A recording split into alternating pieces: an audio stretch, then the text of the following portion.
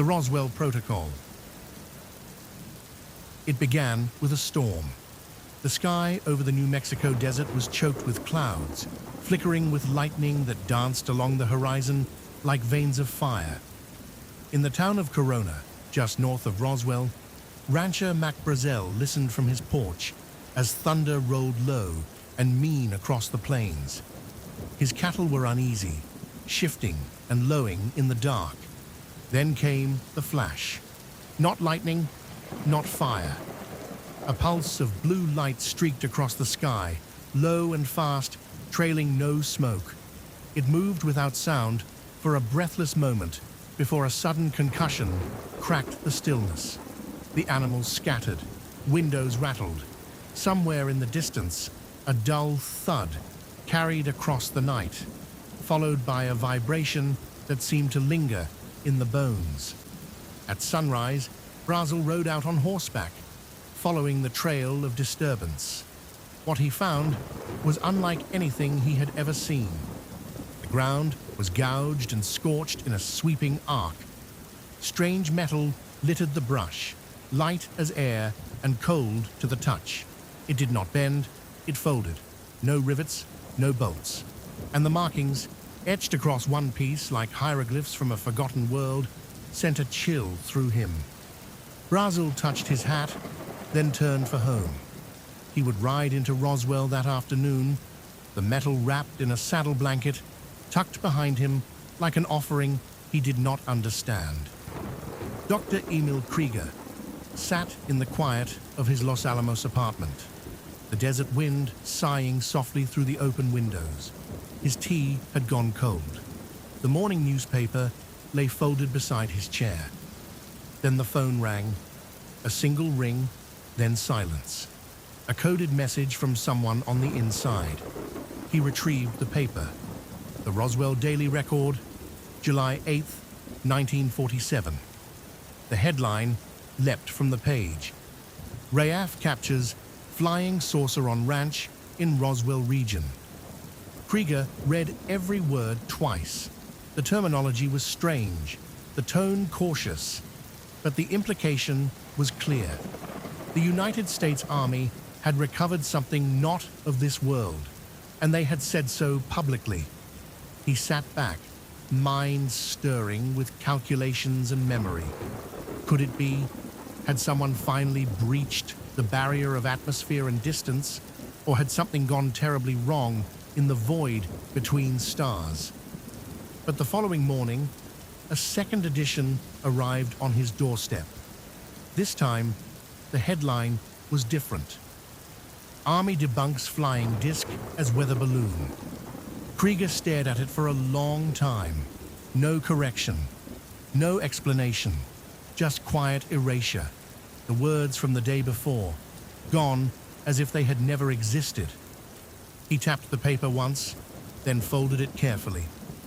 Someone was lying, and he intended to find out why. That same afternoon, Krieger was summoned. The car that arrived bore no insignia, but the driver wore a crisp uniform and spoke with an authority that left no room for question. "You are needed at right field, Doctor. Your expertise has been specifically requested." No further details were offered. Krieger packed a single suitcase and locked his notes inside his desk.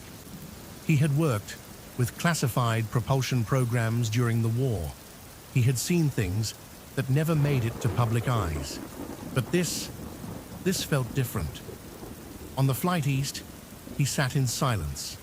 Across from him was a colonel he did not recognize, eyes hidden behind mirrored glasses. When Krieger finally spoke, it was only to ask one question. "Is it real?" The colonel paused, then nodded once. "You will see for yourself." The plane dipped into a slow descent. Below, the landscape shifted from golden plains to dark green forest. Somewhere down there, behind armed fences and secrecy, the truth waited. The air at right field tasted of oil and ozone. Hangars lined the runway like quiet sentinels, shadows stretching long in the late afternoon sun.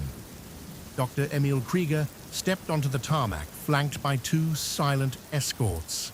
No words were exchanged, just nods and motion. They led him into Hangar 18. Inside, the temperature dropped noticeably. The walls were thick, reinforced, humming faintly with the electricity of hidden machinery. A tarpaulin covered the center of the hangar floor. Nearby, a dozen crates stood open, filled with wreckage. Colonel Whitmore stood waiting. His uniform was spotless. His face was not. "Thank you for coming, Doctor," he said. "I understand you've worked on unconventional aircraft structures." Krieger nodded. German high-altitude prototypes, supersonic wind tunnels, metal alloys that remembered their shape. Whitmore gestured to the crates. "Then you'll recognize what does not belong." Krieger moved closer. What he saw chilled him. Thin sheets of metallic material that shimmered like liquid. Beams no thicker than his finger that could not be cut or melted. Symbols etched in long, flowing rows, almost calligraphic. He ran a gloved hand over one piece. It flexed, then snapped back as if alive. "This is not titanium, not aluminum, not anything from our periodic table," Krieger muttered. Whitmore pulled back the tarp. Beneath it lay the broken shell of a craft, oval, seamless, like it had been grown, not assembled. Part of it had collapsed inward, revealing layers of material fused together with no sign of welds or rivets. Krieger looked up, his voice low. "This is not of this earth." Weeks passed inside the hangar, like hours in a dream. A small, rotating team of scientists and engineers were granted limited access to the recovered craft. Every movement was monitored. Notes were written by hand, then confiscated nightly. Krieger took the lead on the structural study. He and two metallurgists tried cutting a strip of the silvery skin with plasma torches, saws, even diamond drills. Nothing worked. The material resisted heat, pressure, and even chemical breakdown. At night, it hummed faintly on its own. In another wing of the base, the propulsion group struggled with fragments of what they assumed was an engine, but there were no fuel lines, no combustion chambers, only a smooth, glowing sphere suspended within a triangular housing. Krieger examined it for hours. It had no moving parts, yet it pulsed with low-frequency energy. He proposed a theory. It does not burn fuel, it bends space. Most of the group laughed, but Colonel Whitmore did not. He simply asked, "Can we copy it?" "Not without understanding it first," Krieger answered. "Then understand it." One evening, as Krieger sat alone, sketching diagrams, he noticed something unusual. A small strip of metal he had folded earlier was now slowly unfolding, but no one had touched it.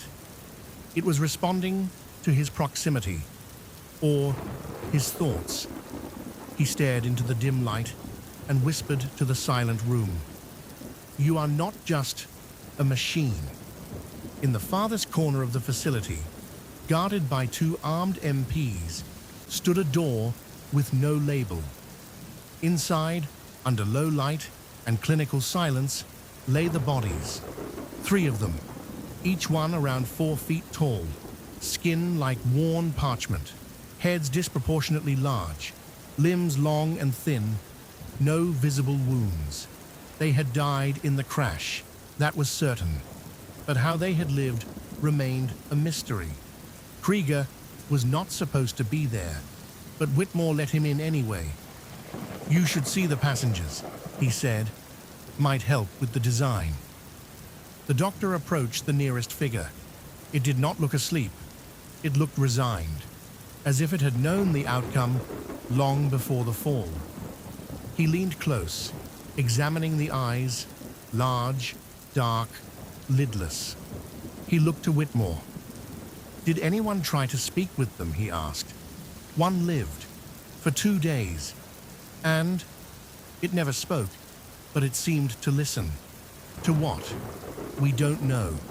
Maybe to us, maybe to something else. Krieger stepped back. The silence pressed in, not empty, but full of weight. He turned to the colonel. This was no scout craft. It was not here to fight.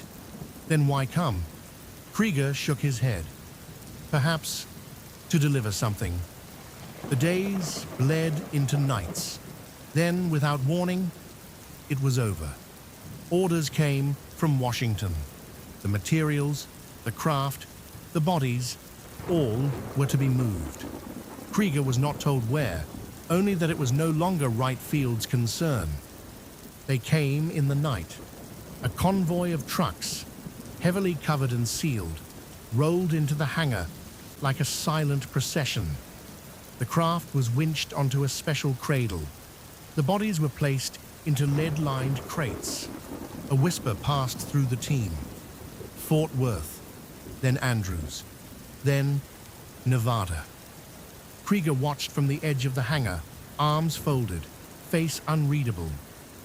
"Where are they taking it?" he asked Colonel Whitmore.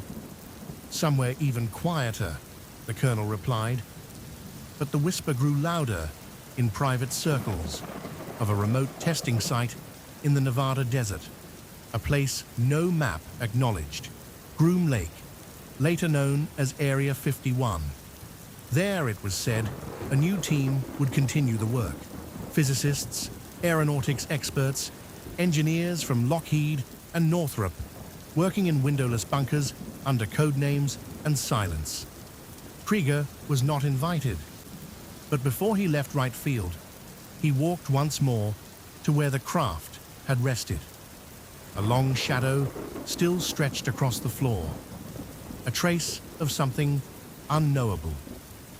He placed his palm flat against the cool concrete and closed his eyes. "They will never understand you." The press release came swiftly. A weather balloon, the Army said. Nothing more. Misidentified radar debris from a top-secret program known as Project Mogul. In Roswell, the original statement about a flying disc was scrubbed from memory. The rancher, Brazil, gave a new interview under quiet pressure. He had found weather balloon fragments. Nothing unusual, just some sticks and foil. Krieger read it all from a small cafe in Dayton, the newspaper trembling slightly in his hand. "They are rewriting the truth in real time," he muttered. A young man sitting nearby overheard him. "You talking about that saucer story?" Krieger nodded. The young man leaned in, grinning. "My uncle works at the base. Says they flew that thing out undercover. Said it didn't fly. It floated, and it didn't burn in the crash. Just broke apart, like glass." Krieger watched him closely. "You believe him?" The man shrugged. "Doesn't matter what I believe. They buried it before anyone could ask too many questions." Outside, the street bustled with ordinary life. Men in fedoras, children running past storefronts, no one looking up. Krieger folded the paper. It was easier to bury truth than to explain it. Easier to forget. But he would not forget. A year passed. Then a message arrived. Unmarked envelope. No return address. Inside was a slip of paper. "They're calling it S4, Groom Lake. You were right. No signature. Just a map fragment. Coordinates deep in the Nevada desert." Krieger boarded a train that same week. He claimed it was for a conference. No one questioned it. He arrived in the dust and heat of a place that barely existed. There were fences with no signs, airstrips that ended in the sand, buildings that disappeared into the ground. He never reached the inner facility. But in a diner outside Rachel, he met a man named Hal. Thin, nervous, cigarette dangling from a twitching lip. "I worked on it," Hal whispered. "Just one panel, part of the outer skin. They had us study it in sections, so no one knew the whole. Compartmentalized, no questions. Did you learn anything? Hal nodded. We learned it didn't respond to tools, but it responded to people. He tapped his temple. You think at it, and it shimmers. Krieger leaned in. You mean it reacts to thought? Hal smiled thinly. I think it flies with it. Krieger returned home, tired in his bones. He did not speak of the desert. He no longer published in journals. His lectures at Los Alamos grew quieter, more abstract. Quantum mechanics, space-time curvature, thoughts as vectors of interaction. Some listened, fewer understood. In a locked drawer, he kept pieces of what he called the remnants. Not materials, those were gone, but sketches, equations, notes from a mind trying to touch something just beyond the reach of human comprehension. Sometimes he would sit late into the night, staring into a candle flame. He would remember the silence of the craft, the gentle presence of the being on the table, the strange, steady hum that never seemed to come from any one place. And he would think, not in words, but in feeling, about the message behind the machine. We are not alone, and we never were. In the years that followed, the project scattered across hidden places. The wreckage was divided, some sent to Wright Field, some buried in the sands of Nevada, and a rumored fragment moved to a facility near Edwards Air Force Base, where engineers worked under something called Project Sign, but even the brightest minds could not reconstruct the whole. There were blueprints drawn from memory, guesses built from fragments. A materials specialist in California tried replicating the memory metal. A propulsion theorist at MIT proposed inertial dampening. A weapons analyst claimed one panel emitted a low wave that disrupted radar pulses, but the pieces never added up. Krieger was called in a few more times, never officially, always quietly. He reviewed reports with missing pages, schematics that looped in on themselves. The truth had been broken up so thoroughly that no one could see the shape of it anymore. It is like trying to rebuild a cathedral with only a handful of stained glass, he told one contact, and some of the glass is missing, or never existed. One winter, in the early 50s, Krieger was flown to a facility so remote he had to hike the final stretch on foot.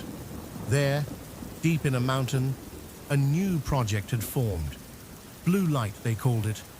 The goal was simple: create a platform capable of directional gravity control. It was based on Krieger's earliest theories, tied to what he had seen inside the Roswell craft. A chamber had been built, a metal sphere the size of a small truck, suspended inside a rotating ring. Electrical current flooded the ring, while observers watched for any shift, any pulse of motion. Sometimes it worked. The sphere would lift an inch. Sometimes it twisted violently and fell, cracking the floor. Sometimes the power would cut and the lights would go out. What causes that? Krieger had asked. One technician looked at him, expression unreadable. We don't know, but it only happens when no one's looking at it. He left the project weeks later, disturbed by what they had started. Not because it failed, because it hadn't. Krieger retired early. Publicly, he cited health. Privately, he had grown tired of the silence.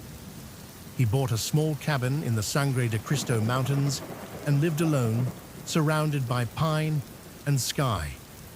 He stopped answering calls, stopped attending conferences. His name faded from papers and patents, but at night he still wrote.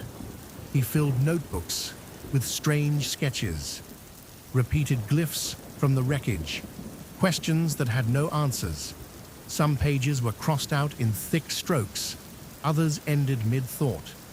"The mind bends under certain truths," he once wrote. And not all minds bend the same way. A neighbor brought groceries once a week. She said he was kind, but distant, often awake before dawn, staring at the sky with a notebook in hand, unmoving. Sometimes she swore she heard a low hum coming from his shed, but she never asked about it. Near the end, a young journalist tracked him down. She had read a declassified summary from Project Mogul, had pieced together oddities in timelines and transport logs. She found Krieger in his garden, trimming dry brush. He did not deny her questions, but he answered with silence or metaphor. When she asked about the crash, he said, "It did not fall. It came down." When she asked about the pilots, they were not explorers, they were watchers. And when she asked what the government had done with the technology, they understood just enough to be afraid of it. Then he looked at her for a long moment and said something that stayed with her the rest of her life. "You do not hide a secret like this because it is dangerous. You hide it because it is too beautiful." On the night of his passing, the sky above northern New Mexico lit with a soft glow. No sound, no thunder, just a pale shimmer that lingered for hours. Inside the cabin, Krieger lay in his chair, a blanket pulled neatly to his chest. A notebook rested open on his lap, pen still held loosely in one hand. The last entry was a single line. "They will return when we are ready to listen." His remains were found the next morning. The shed behind the cabin had been emptied. No hum, no debris, no machines. Just dust and light and silence. But those who had known him, those few who still whispered of Roswell and Groom Lake, believed one thing. He had never truly been studying the wreckage. He had been waiting for the next one to arrive.